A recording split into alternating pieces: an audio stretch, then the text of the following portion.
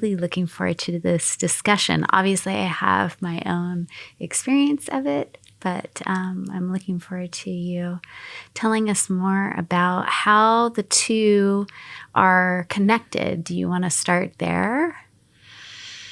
Sure, certainly. It's a broad subject. I mean, we could talk about lots of aspects of it, but yeah, of course. Yeah, I mean, the psychedelic experience is incredibly deep, beyond perhaps the capability of human understanding.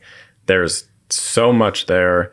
There's so many layers to it. There's so many nuances of experience. However, there seem to be some unifying themes of different experiences, from across each individual experience, from across different psychedelic substances. There seem to be some unifying themes. And for me, if I can boil it down to the simplest terms, based on my experiences of utilizing, trying, experimenting with different psychedelic substances, I would say what it boils down to is the messages received. What it boils down to is interconnectedness and love. This is almost universally the texture of the psychedelic experience. yeah. And of course, there's much more to it as well. And people can have terrifying ordeals. People can have complete cosmic bliss state experiences and everything in between, and oftentimes mixtures of the full spectrum. However, again, when I try to synthesize my experiences and look across all of them and all the different contexts and all of the different substances, these are the things that emerge for me. And ultimately these two themes are also interconnected. Infinitely. Yeah, infinitely. So let's talk more. Okay, pin that. Mm-hmm. Let's talk more about interconnectedness in general, because I think what I'm getting from that, or at least my experience of using psychedelics, is a connection to knowing something larger than me exists, right? Getting out of my ego, which we did a whole episode talking a lot about our ego, but, getting out of our ego and recognizing that I actually am supported while I'm here, and I'm supported through community, right? Through friendship, through partners, through business partners, through all kinds of different partnerships in my life, but I'm also tapped in and connected into something so much larger that is holding me and supporting me while I'm here, that sense of community.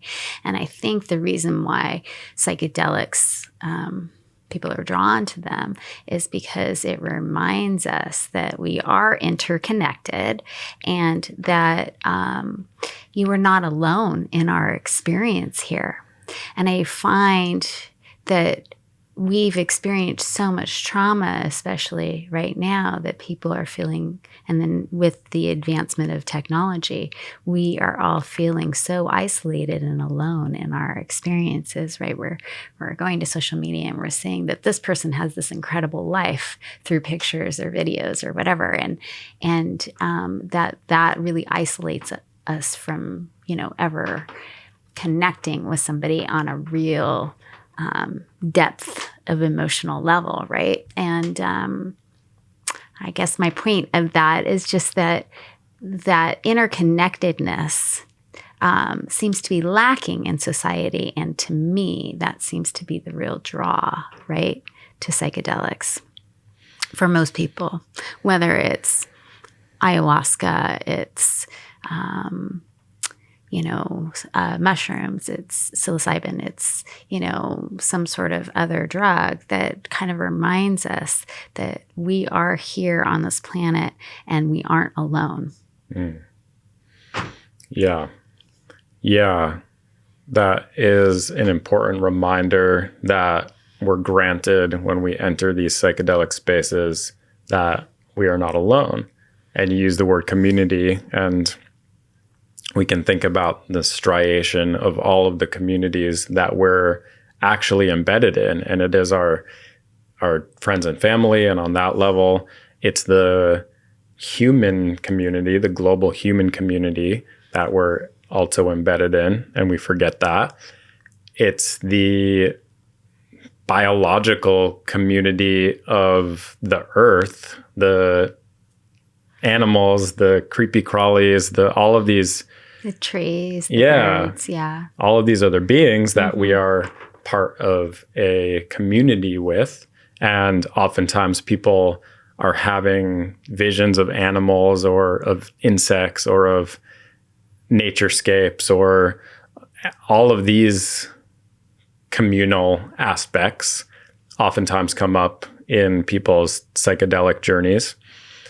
And then we're also embedded in the great cosmic community that is the entire project of life, or of the cosmic unfolding of everything. This is another community that we're actually participating in.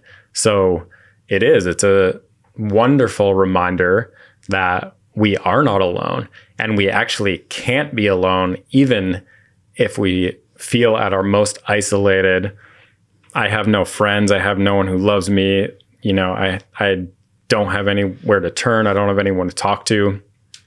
When really, when we get in touch with that deep interconnectedness that the psychedelic experience offers us, we see, oh, actually, I've been disconnected from myself, and I can come home to myself. I belong here, rather than I am rejecting myself on all of these levels. And there are people in the world who really struggle to accept themselves. And one of the things that the psychedelic experience does is it just opens you up so much that you can become so much more accepting of all of the aspects of yourself. Would you say that it releases boundaries? Is that an apt way of describing it? I mean, that's how it's always been described, is the psychedelic experience is one of dissolving boundaries. And so, we hold so many boundaries between ourselves and healthful things for us, not to mention all the boundaries we hold between ourselves and unhealthful things for us. But the psychedelic experience dissolves boundaries. And so we are able to actually experience a more deep and broad viewpoint than we possibly can when we're isolated in our little ego center. And because that's another boundary that dissolves, is the boundary of the ego. And the ego is that which separates us from the totality in our own minds. And the individuality. Let's talk more about the science, right? So what is going on there? Why, we can talk about the boundarylessness, but chemically, right, that's happening because we are opening up those neurotransmitters, right, or the neural pathways. Can you tell us more about how it may or may not be expanding for people that are maybe less versed in this experience? Yeah, well, so Aldous Huxley initially proposed this hypothesis when he was taking mescaline and LSD back in the day, and he wrote this book, The Doors of Perception, about his experience with mescaline.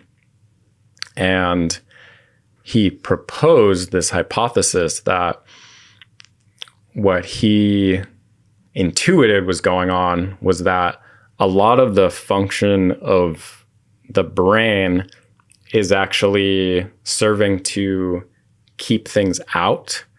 It's actually a filtering device in some very real sense. And the psychedelics, they drop those floodgates, and then the ocean of all that is out here, all that we're constantly embedded in, but which our brain is filtering out, comes pouring in. Aha. And this hypothesis has been borne out by the modern neuroscience when people are offering themselves up to have brain scans done while they're tripping. It's showing that this is actually what's happening, is that the brain is communicating. There's so many more connections happening that normally wouldn't. And it's lowering that limiting factor. And so all of this pours in at once, and so the brain is flooded in a sense. And so, that can be destabilizing for people. And it's one of the things that creates this sense of, I'm in a totally different place here when you're on a psychedelic. But that seems to be one of the functions neurophysiologically that's happening, is that the brain is now communicating in so many more complex ways, and parts are communicating that normally don't. And so people are granted great insight or awareness or just pure states of ecstasy and so on and so forth, because these floodgates that are normally up to keep us from tripping all the time, basically, are temporarily lowered in this state. And then there's the visual counterpoint, right? And so I feel like, at least I can speak to maybe my intuitive abilities, that's really directly enhanced, right? Your pineal gland is directly enhanced when you are on a trip, because you're able to remove the boundaries surrounding your ability to envision or create things as an infinite creator, right? As we have that ability to do that every day, but we forget that every time we're speaking, we're speaking things into creation. Every time we're visualizing, a goal that we want to create in our lives, that is using our pineal gland. It's using our imagination, but we chalk it off to not really feeling very powerful in our lives. And I find that with a psychedelic experience, it really breaks down any barriers between your ability to create things visually, right? It really enhances that and reminds you that you always have it. Maybe not to that heightened experience of it, but that you always have that ability. We make kind of the comment or the joke in the psychic community that, for instance, if I have a client that comes in and is afraid to meditate, that generally is because, bad things, they have a belief that bad things happen in the dark, or something bad has happened to them with their eyes closed, or they've been surprised, or but that psychedelic experience can drop that guard, essentially, or that boundary, and allow people to open up to the ability to see things again, right? So it's very useful in that regard too. It can really enhance your ability to remember that you really are in charge if you're embodied, that you really are in charge of your experience. And that's what, a psychedelic experience can also remind you of. Yeah, that's a major theme as well that I would say I've drawn from that experience, is that reminder of your own sovereignty, your own autonomy, your own ability to dictate your life and how you are out here moving in the world. And that all of the various cultural pressures they're there, but they're not sufficient to actually remove your own inborn sovereignty. They're not sufficient.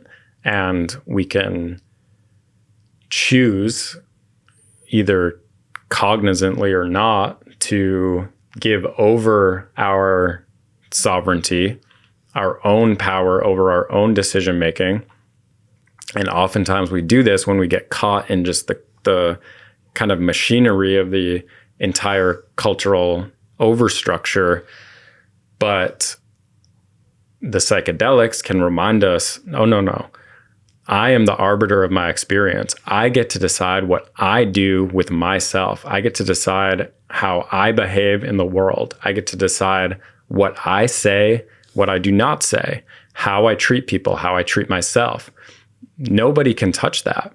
And so it's such a good reminder. And all of this stuff is reminders, ultimately. People who have had psychedelic experiences will say it feels like remembering. Yes. Because it's remembering stuff that we already know. No. Mm-hmm. Yeah. Mm-hmm. Yeah. I would say that that's been my experience as well. So you actually do integration coaching. And I imagine this is a lot of what you go through with an individual when you're meeting with them one-on-one to do full integration after a psychedelic experience, right? How do you hold space for that? And what is your ultimate goal in that process? My ultimate goal, really with any of the work I do, is to help, to be a helper, to assist bringing the awareness of that innate sovereignty to the individual, to help remind, to help clear the lenses so it can be seen clearly that each of us is a sovereign in our own lives, that each of us does get to choose what we do, how we respond to things, that each of us is guided by this center that is infinitely knowing, which is our heart. And so this preparing people for a psychedelic experience or helping them bring their understandings into embodiment afterwards, it's all along these same themes that you and I have been talking about over these last months. And it really is, it's helping people to, well, for a post-trip, for example, in the psychedelic journey, you're oftentimes getting flooded with all of this information, and it can come in the form of words, or it can come in the form of imagery, or certain people will come up in your field of awareness. And so, and it can be a lot. I mean, it is a lot. It generally is a lot. Yeah. It is a lot. Mm-hmm. And so what we don't want to have happen is for this to merely be an extravagant experience that I had, and now I'm just going back into my normal day-to-day life, right, without making any changes. Mm-hmm. Ultimately, the psychedelic experience is a service to yourself, to that's a motivating factor. It helps you to see who you could become. It helps you to see where you have open doors and windows in the house of your psyche that are actually pulling energy out that can be closed. And it helps you to see what is possible, where you could be going, who you could become, which is your truest self, your highest self, yourself with a capital S, who you could become, and then giving you that little push from behind of light the fire. Yeah, let's go make it happen. Yeah.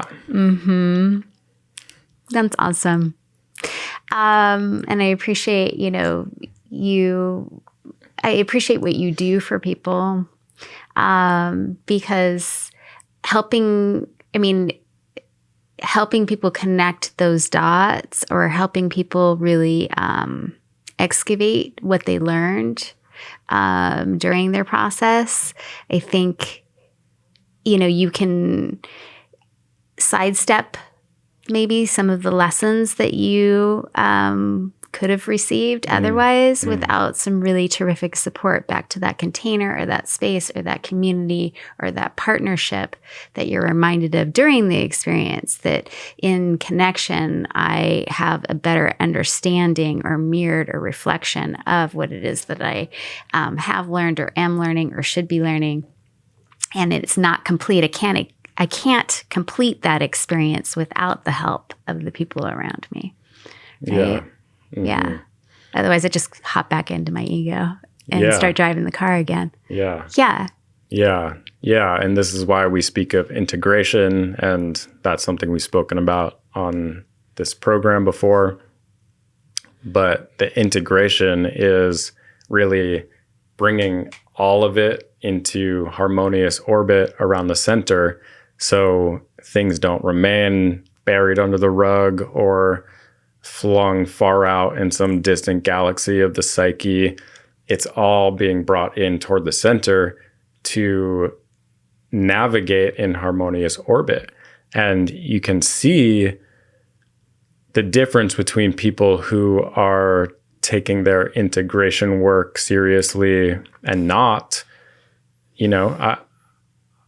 Being in these circles, you see people who have been taking psychedelics for years and years, and yet their lives are in shambles, or it seems like they're not actually in control of themselves and the world. And then on the other hand, you see experiences where I witnessed a guy one time emerging from a mushroom experience, and we're kind of talking with him about what he's seen, what he's felt, his takeaways, all of the great healing that happened for him in this journey. And then just almost kind of offhandedly, he just says, "Oh, and I quit smoking." And I was a little struck by that. And I said, "Wait, just now?" or just then? Just like that? And he's like, "Yeah, I quit smoking." And so in that moment, he had the understanding and he integrated it so fully, instantaneously, that he didn't have to go out in that particular area and do work. He actually just stopped smoking, from going from a habit of smoking, I don't know, half a pack or a pack of cigarettes a day to actually stopping. And months later, he's not smoking. That's integration. Yeah. And I feel like that's why psychedelics over the years have been so, I don't know why blacklisted just came into my mind, but essentially banned, right? Or against the law or hidden from us, is a way of controlling that experience, right, from outside. But, I feel like, God, I was going somewhere with that. But help me out, Keith. Well, it makes me think of what you're just saying makes me think of this line from Terence McKenna, where he said something like, if the rights we're granted don't involve the ability to experiment with our own consciousness, then the Constitution isn't worth the hemp it's written on. Right. Yeah. Nobody has anything to say about what goes on in my psyche. That's my domain. Mm-hmm. And so to say I can't participate in the experimentation on my own psyche, it's like trying to ban dreaming. I know. And they're just plants. Many of them, yeah. Yeah, they're just plants. I mean, it's no different than tequila, right? It's agave. Yeah, but vilifying this experience, I think, and that's why I've really wanted to have this conversation with you for the people who haven't had this experience, right? Is the more that we can educate others on the fact that these are really beneficial plants. Certainly everything should be done in moderation with a good expert, guide, coach, facility, partnership. We're not encouraging people to do these things on their own necessarily, but in good, supportive circumstances and environments so that they can have the opportunity to have a pleasurable experience. Not that we can control that to every single extent, but that we can put parameters or safe boundaries around that experience so that you mentioned earlier, right, that people can have very devastating experiences too, right? It just depends on, essentially where the mind goes. Yeah. And where the person is. Yeah. In their experience. That's why I think safety is paramount here, because you're dealing with something that it's tantamount to dynamite. It's explosive, it's large, and it can be destabilizing for people. And so if we emphasize safety, then we don't have to dictate how it's being done or under what context. I personally think that there's space for all manner of exploring this domain, from microdosing to taking a few grams of mushrooms and going out in the woods with your friends, to dancing in a safe container where you can let loose and just experience the ecstatic bodily and mental aspects of it, to having a guided journey one-on-one with someone, to having a group ceremonial context, to being completely by yourself and experiencing what that's like.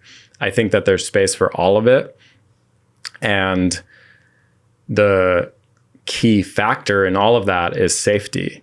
And so this is why creating a cultural infrastructure for this stuff is so important. And in cultures where this is embedded in their cultural fabric, there you have the whole cultural continuity that understands what these things are, that it's embedded in the entire function from when you're young, you're attending ceremony, through late age, that you're not just having this experience like going on a retreat and then being sent off on your way to go back into your cubicle every day next to the person that you can't stand. It's like there's a difference when we create a cultural context that allows for great safety, because then we can really do our best to navigate around the potential dangers, because again, these things are incredibly powerful and they can be destabilizing.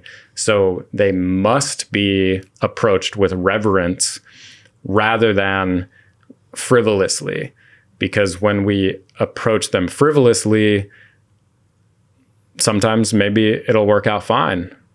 And sometimes you might get dragged down to the pits of hell for 5 or 6 hours and, have actually a traumatizing experience.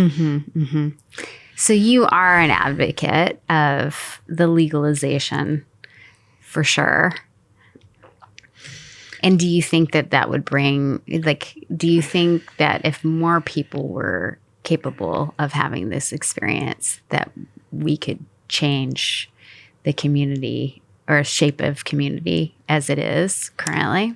I think it all depends on the context. Mm-hmm. It all depends on the context, because if we simply legalize these things as medicines and make them prescribable by doctors, but we're within the same medical context that we have been carrying for, since modernity, then I don't know. It's hard to say the degree to which that is going to allow people to reach the full expression of what these things are. For example, right now in Oregon, in the state we're in, the legal framework is now in place for psilocybin, which is the active component in mushrooms, therapy, essentially. Really, it's having a guided journey. And so on the one hand, that's a beautiful and important thing, because this is the state apparatus recognizing, okay, these things should not be illegal. There's potential for great healing here. Mm-hmm. And then it's an attempt to create the infrastructure to make that the case, that any person off the street can come and access this.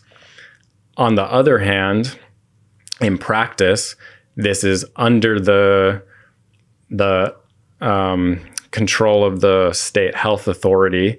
And so, which, is a bureaucratic system where they are implementing all of these rules and regulations on how this can be done, like very precisely down to how much you can give, how many hours you are required to spend with the person that you're serving, and all the way down the line, all kinds of rules and regulations, which isn't necessarily a bad thing. Of course, you want to create safety. Like we're talking about, we're dealing with something that is potentially very destabilizing.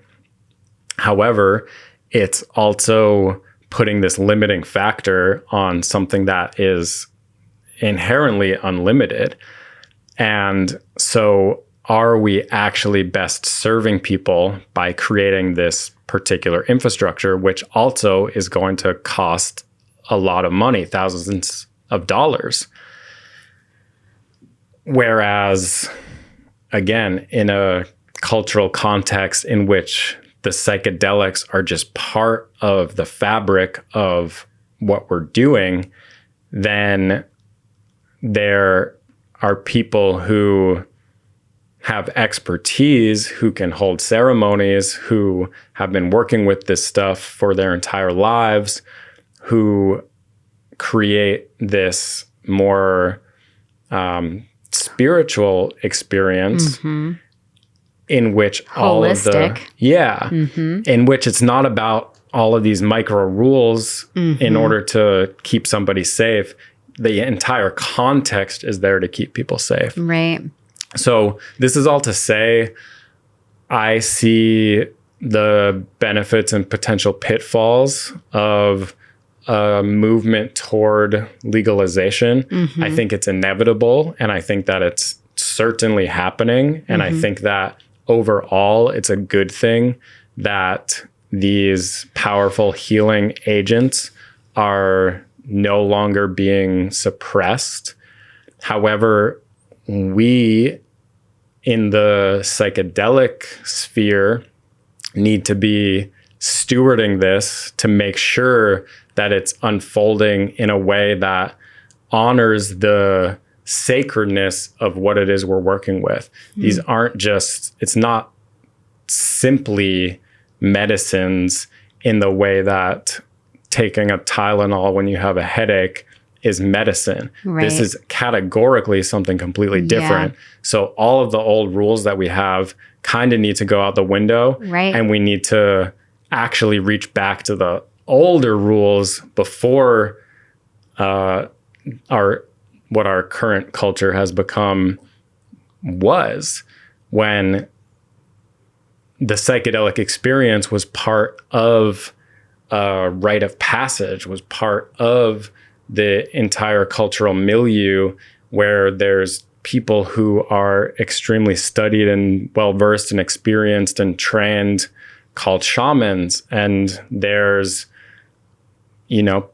everybody in your circles have had this experience, so they know how to hold you properly after you have this experience, and so on and so forth. There's so much that we have lost in this culture, and now we're here on the verge of a total cultural transformation in which the psychedelics become really mainstream. It's happening. It's going to happen.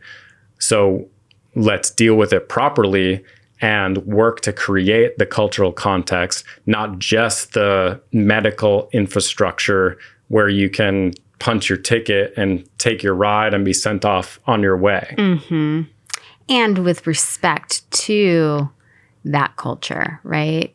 To the Native American culture, to the Aztec, to the Central American culture that really has spearheaded, I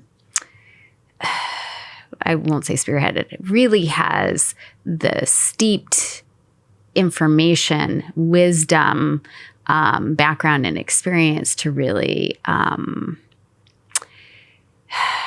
lead this in a much more informed place, from a much more informed place than Western culture, right? I'm not saying that there aren't talented people here that I know that do this work, but I think we kind of also can take a step back and refer to cultures that have been doing it much longer than we have, right? Certainly. And that we should take their experiences, we should heed to their experiences, right? As opposed to allowing the government lead the way. I guess is where I'm going with that. I agree with you. I think that it's becoming mainstream, but how that happens is absolutely up to us, and that we should defer to people who, in a lot of cases, have more experience with it than we do. Certainly. Mm-hmm. So it'll be interesting to see. I mean, I was sitting here thinking, like, how do we do this? It will be so fascinating to watch, to see how we can connect those two worlds and really be in support of people's experiences with this particular psychedelic, right?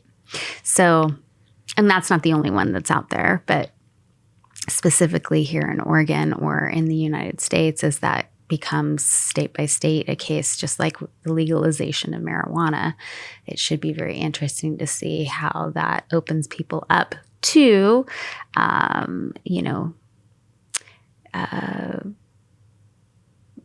a less of a prejudice, maybe, of how this can be beneficial. Yeah. So, we haven't really spoken about love.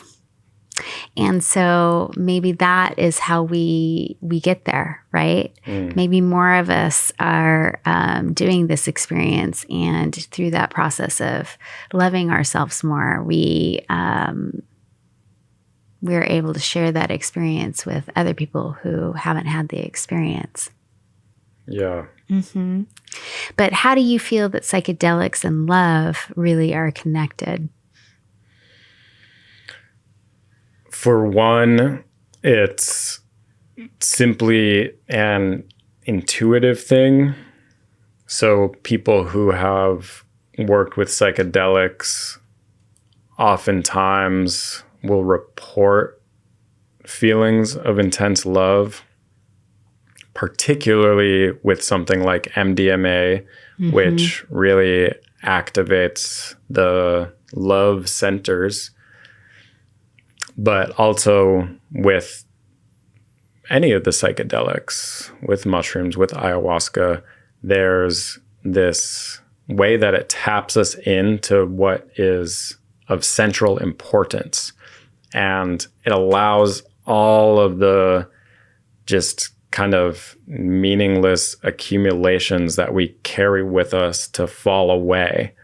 And it helps us focus on what is truly important. And really, when you get down to it, love is that which is most important, that which is most sacred, that which, if we can tap into it and keep our attention there, we behave in ways that are so much better for ourselves and the world. So we live in this world in which we face a complex of dire predicaments. There are probably a dozen or more different ways that we are potentially on the verge of self-destruction in unprecedented ways ever before in human history. You know, there's things like the threat of nuclear war, but there's also things like the threat of artificial intelligence, and there's what's going on with the climate, and there's any number of things that being able to feed myself, the discrepancy in the ability to afford,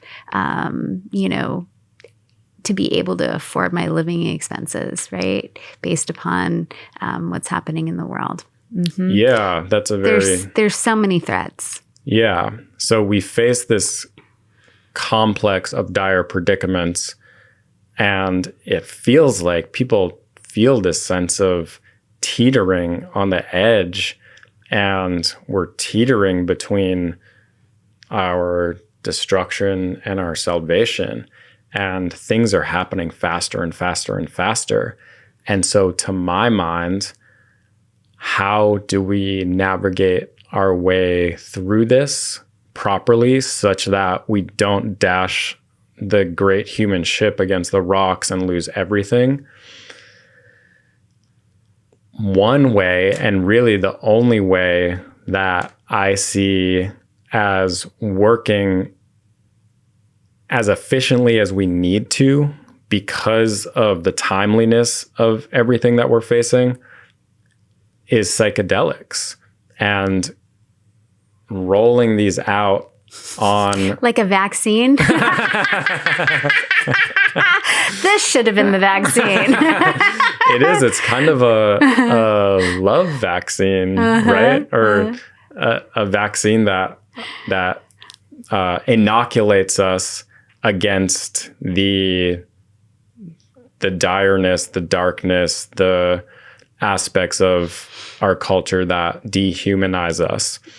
And so if we can roll this out properly while creating the proper infrastructure for safety, while creating the proper sense of sacredness that needs to accompany this, so it's not just a pill that is prescribed by a doctor and they say, go off on your own and take this and this will cure you. No, it needs to be something that's embedded in something greater. And it doesn't need to be something that every single person on the planet participates in. Again, each individual gets to use their sovereignty to decide if this is right for them. And if we can unroll this properly, then this is the thing, perhaps, that will allow us to enter globally, communally, into a state of love, into a state of awareness and understanding of what is actually important, that hopefully will create a circumstance in which we can properly navigate ourselves out of this complex of dire predicaments into our salvation, which is, to use the term that Charles Eisenstein termed or came up with, the more beautiful world that our hearts know is possible. This is where our ship is navigating toward, if we can get our individual selves into proper alignment. And you can spend a lifetime in talk therapy, and maybe that's going to get you there. Or you could spend I've tried. Yeah. You could spend a lifetime of doing your yoga and your meditation, and certainly that won't hurt. Or we can interface with this great mysterious other known as the psychedelic, and we can awaken ourselves instantaneously. And provided we have the cultural context to facilitate proper integration, then everything can shift rapidly. And that's what we need, is rapid transformation. We do. Because we're teetering. Yeah. And it's like, if the right wind comes along, I know, we could fall in the wrong direction. Yeah. How do you stay from teetering yourself, Keith? I believe I hold in my heart an understanding, a knowing, you might say, that we're going to be okay, that we're going to navigate our way properly. I hold that in my heart. And some could call that naive, but I think that it's the stance that we need to take, because if we tell ourselves, oh, we're doomed and that's that, then what are we doing here? Why even try? What is the purpose? Yeah, but if we tell ourselves that we are going to make it, and it's going to take the combined human ingenuity and genius that we have access to, and heart and care, in order to help us make it, in order to bring about that future in which we are flourishing, and we're not at each other's throats, and we're not suffering from all manner of cultural illnesses that disconnect us from ourselves and from one another and from nature, then we will emerge into a world that we will be thrilled to live in. And this is possible. We can do it. We actually can do it. But it's time. The time is now. We don't have time to dally about anymore. We don't. Now is the time. So you'd say that you carry a belief in humanity? Oh, yeah. Yeah. And it's beyond a belief. It's a knowing. It's a knowing that we are going to make it. We are going to be okay, which isn't to say that great disasters may befall us along the way. I don't know. But ultimately, we're going to get ourselves together, get our act together individually and collectively, and realize that, oh yeah, all of this stuff that we're giving our time and attention to, that can go away. Let's focus on love. Let's focus on interconnectedness. Let's focus on human flourishing. That is the goal. Let's unify ourselves. Stop bickering over things that ultimately don't matter when we're in such a dire place. And let's unify our vision to bring about the more beautiful world. Let's do it. It's time, and we can. Do you feel like psychedelics have increased your ability to reach that conclusion? Certainly. Yeah. I think that I attribute the entirety of that conclusion to my work with psychedelics. Yeah. Let's see if there's anything else that that we hadn't covered.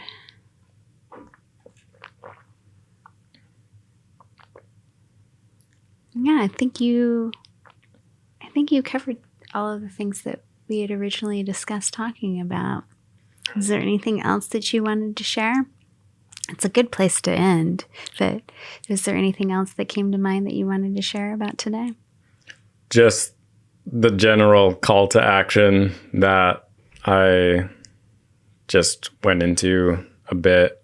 But again, each of us has a responsibility. It's actually on every single one of our individual shoulders to right the ship. No one person, no one organization can do it. We all have to do it. And if we can all do it, then we will get to where we want to go. Mm-hmm. And so all of the focus and energy that's spent on finger pointing, on saying you're the issue, perhaps we can retract that finger, because ultimately when we do that, we're just pointing in a mirror, really. Mm-hmm. Perhaps we can retract that finger and we can utilize that energy that may otherwise be put toward anger or tearing someone else down or winning the argument or what have you, toward generating through the imagination a vision of what could await humanity if we got our acts together, and also put that energy toward integrating oneself. Because if we can do that, if we can each individually integrate ourselves, then because of how internetworked we are, we will bring about a change in the field of humanity. Mm-hmm. And that's what it's going to take. And that's, as far as I can see, that's the only way forward. So that's my call to action. Mm-hmm. Let's get ourselves together and we can bring about a state of human flourishing for all of us. It's really empowering and inspirational and convicted. I admire your conviction and your belief in humanity, right? Or your knowing. I would say that I've obtained the same knowing. Yeah, I know that we will make it through. The only way out is through. Despite the circumstances of the world, I do believe that there's enough of us here that are holding that particular intention and are walking that path or that line and sharing it with everyone around us, that eventually we will, so to speak, win the war. But that is also, for anyone listening or watching, I implore you as well to reach out to Keith if you are local, obviously. And I think you can do appointments with people who are not local. Yes. For anyone that is more curious about Keith and what he speaks to, or the things that he practices in his coaching experience, you can certainly take a look at his links below. And I really appreciate you joining us today, for you sharing your beliefs and your experience with this, your intimate experience with this. And, I look forward to a time that we can talk again. I do as well. Thank you, Andrea. You're welcome. Thank you so much for joining me today.